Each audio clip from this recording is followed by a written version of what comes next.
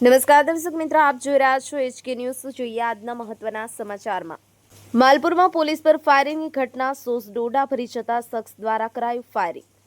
પ્રાપ્ત માહિતી મુજબ આજરોજ અરવલ્લી જિલ્લાના માલપુર પોલીસ અને LCBને ગલિયાદાંતી ટોલનાકાથી કારનો ફિલ્મી ઢબે પીછો કર્યો હતો અને માલપુર બસ સ્ટેશન સામે માદક પદાર્થની ગાડી ઘેરાઈ જતા કાર ચાલકે એક રાઉન્ડ ફાયરિંગ કર્યું હતું।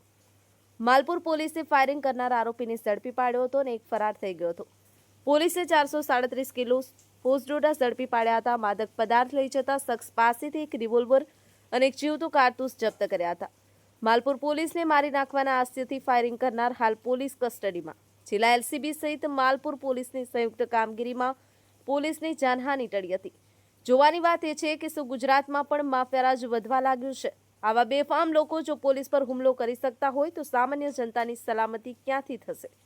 પોલીસ આ અંગે વધુ તપાસ હાથ ધરી છે। Bureau report HK news, Sabarkantha.